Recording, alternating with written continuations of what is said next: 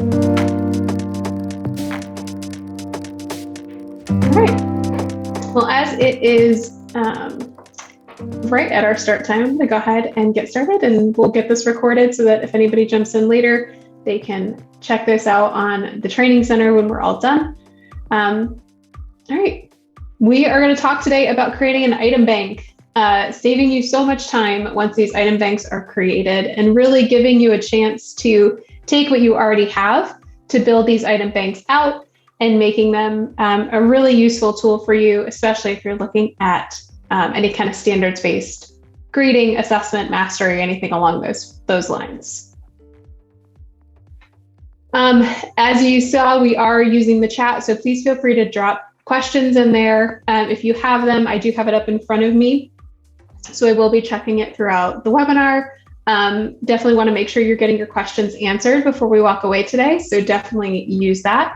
We are going to record, so this can go in our training center in about a week, so that you can always come back to this and use this as a resource or share it with your colleagues who may benefit from it as well. And we are only going to go for about 30 minutes today, so we're going to keep it short, sweet, and to the point because you all have so many other things that you need to take care of today. Great. We're going to talk about what item banks are within Formative, how they look. We're going to talk about tagging standards to make sure that your item banks are easy for you to pull from, and then how to actually use them. How do you actually go about using this awesome item bank you created to save yourself a ton of time as you're moving through your year, creating formatives for your students. So let's go ahead and dive in. And the very first thing that I'm going to talk about with you all today is what item banks look like within Formative. So really, we don't have specific item banks set up, but what we do have is within the library, there are certain sets of open source resources that you can pull from if you need.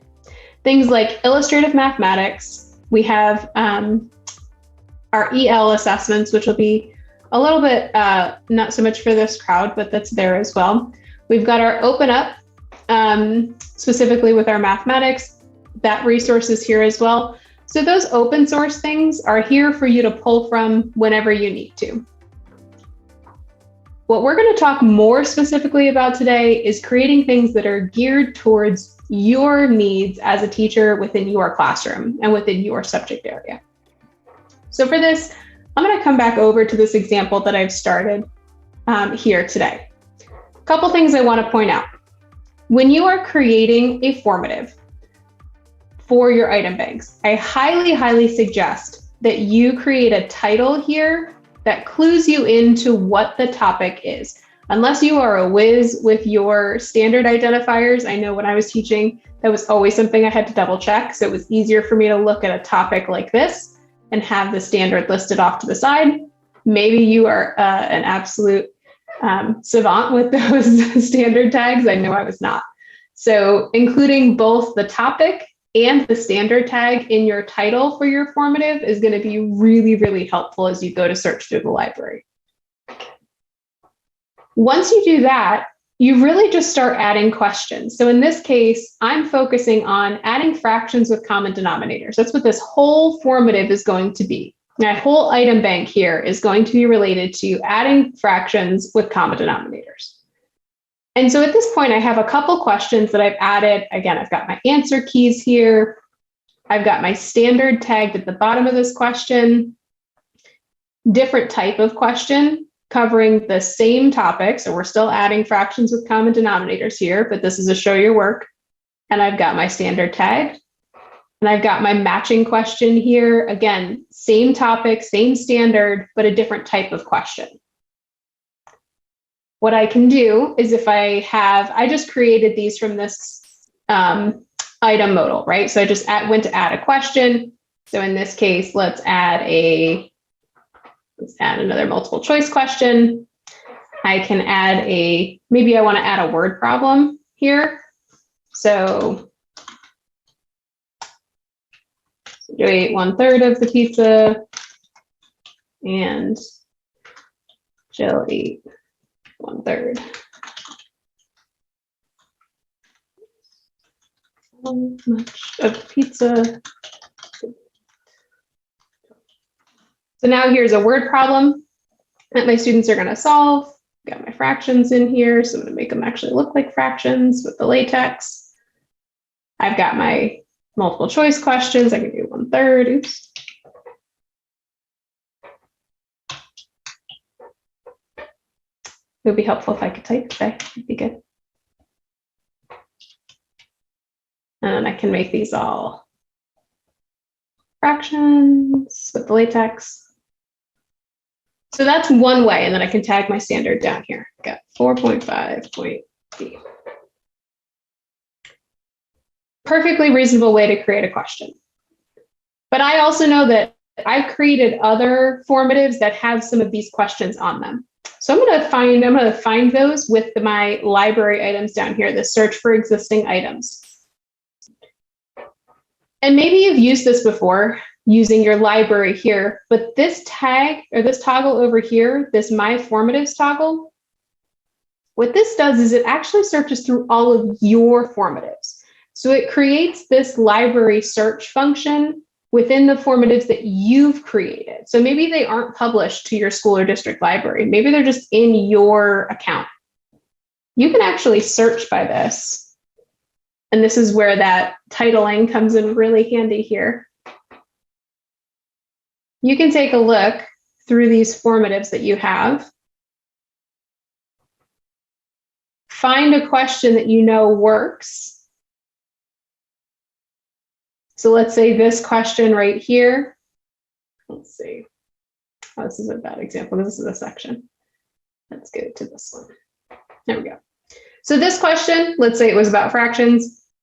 I'm ready to add it to my formative over here because I'm creating an item bank to pull from. All I have to do is hit this add button. And now this question in its entirety is added to my formative here. I just need to tag the standard that it goes with. So 4.5.p. And now I've got another question with an answer key added to my item bank. And so you can pull from multiple formatives or create additional questions that all relate to the same standard that now live within your account. So I'm going to pause there for a second. What questions do we have about how to create this type of item bank? Because essentially what you're doing here is you're creating a really long formative that you would never actually assign to a class or students all in its entirety. You're just creating a bank of questions within one formative that's easily searchable by name or by standard. So once you create this item bank, now let's put yourself in the future. Oh, go ahead. How can you use the questions that's attached to the section or document without bringing in that item or document? So good question. I can show you that in just a second. Yeah, I can show you that in just a second. Essentially what you'll do is you'll bring everything over and then move the question out from that section. Is going to be the easiest way forward, but I can talk about this. Yes, Rhonda, you 100% got exactly where I was going next. Is this collaboration piece? Is there a way for multiple people to work on this? Absolutely. So on your dashboard, when you create a new formative, you have the option up here in this triple dot menu to share. And what this does is it lets you add additional collaborators onto this formative. So this formative will live in your account, and any collaborators you add to this will also live in their account, and they can add more questions to it. So if you have a team of people who are working on creating questions related to a specific unit that are going to cover 3 different standards or 4 different standards, you can split that up and have everybody create 5 questions on each standard or however many you'd want. And by sharing their email here and putting their email here in this collaborator space, you want to make sure that they can edit and assign. And what they can do is then add questions, and it functions very much like a Google Doc where you can have multiple people working at once on the same formative. So yes, absolutely. As you get into creating formatives that you actually are ready to assign to your students, this is where you come back to this library items at the bottom of the modal. You go to search existing items. You come into My Formatives, and you search. So this is 4.5.b. And as I put in this standard identifier here, you'll notice the only one that comes up is my adding fractions with common denominators. I can also type in the title, adding fractions, and it would have come up as well. But now if I only want to give a 2-question exit ticket, I can add and add. These 2 questions are now added to this formative. This is my exit ticket and my date. I can even put my date on here so I know when I assigned it, my exit ticket, and the standard. And this is now ready to assign to students. It's already got my answer key on it, and I'm done.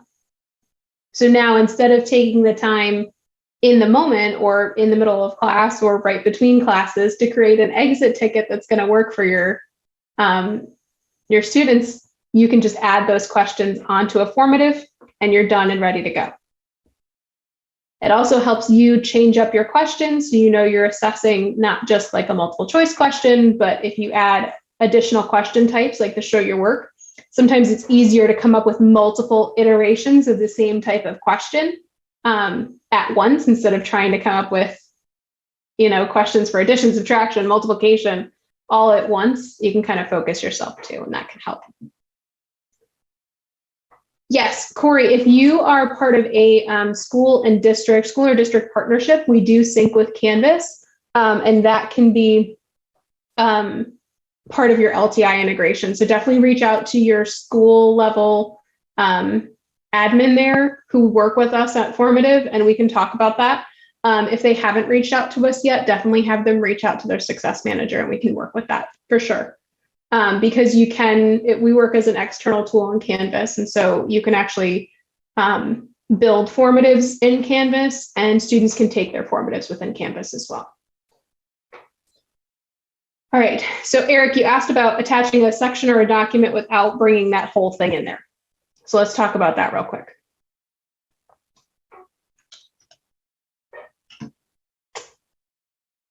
So here's the example I was working with, right? It looks like I have to bring the whole section in first, which you do. So you hit add, and then you come back over to your formative over here. Click these triple dots next to the question you want to keep, hit move. You can move the item out of that section, and then you can delete the section. And now you have the question without all the extra components.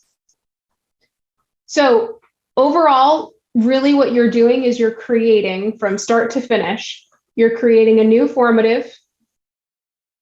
You're adding all your questions that relate to those standards, probably over creating the number of questions you need to relate to the standard that you're teaching on this one formative.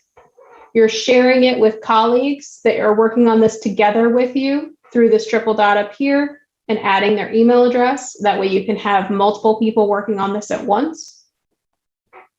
When you're ready to create an exit ticket or an assessment for students or a quick check or something along those lines, you come into your bouncing blue plus sign, come down to the library items at the bottom, come into My Formatives, search by topic or by standard, however you titled your item bank there,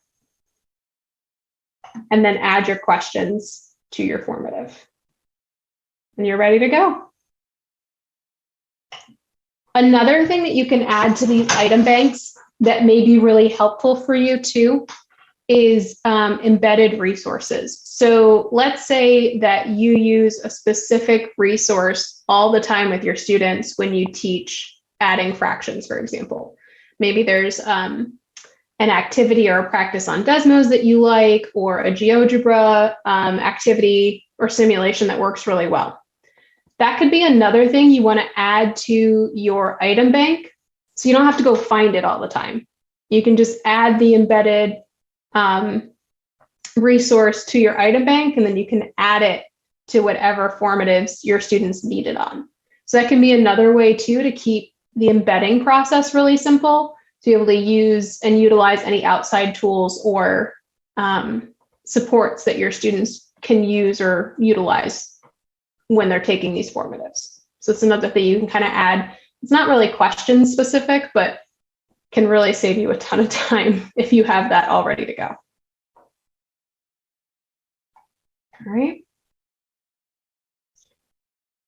The other nice thing about all of this is when you come into your tracker and you flip to standards, you can then look at all of your standards or all the formatives or all the quick checks on that standard in one place. So if you've given multiple quick checks on the same standard, you can see how your students have performed on that across the board in your tracker. So you can really see their progress, and it'll break it down here for you by formative. So if you have 2 or 3 quick checks or 2 or 3 exit tickets, and then a end of unit exam all in one place, you can really see the progression of how students have done on that particular standard across multiple formatives. So it really gives you that holistic view with your item banks as to how students are progressing on that without you having to create every single day additional questions to build out your formatives. Not yet, Corey. I know this is something that is brought up quite frequently. So we are looking at item banks in the future. So it's on our product roadmap. So definitely keep an eye out for it in the future. As far as randomly from an item bank, we're not quite there yet. But I'll definitely continue to pass that along to product because we definitely hear this quite a bit. Feel free to keep adding them into the chat. I always make sure to touch on this at the end of our webinars. We always have your back when it comes to support and help and continued learning on the platform or with the platform. So your formative support in your little help icon up here in the little question mark, always feel free to use this if you're having any sort of difficulty with your account or platform issues. Please go ahead and use this formative support button. Our support team is awesome and is always here to help. The training center where you probably signed up for this webinar, it's also where this webinar will be posted, and all of our webinars are posted about a week or so after they go live. So definitely check out that for some self-paced training. Also, little sneak peek, this self-paced training will be getting a facelift come fall. So if you have not come back to check this out yet, highly recommend in the fall coming back and taking a look at our self-paced training. It's going to be really cool. We're really excited about it. And then frequently asked questions, always feel free to jump into our help center there. Short, sweet, and to the point when it comes to answering your questions. So just make sure you can keyword search there and get anything you need from new feature articles, frequently asked questions, and tips and tricks. Right. And that is all I had for you this afternoon. I'm going to put a survey link in the chat. This is how you get your certificate of attendance. If you complete the survey, we will send you your certificate at the end of this month. And if you have other questions, I'm happy to stay on and chat with you some more. Otherwise, thank you so much for your time today.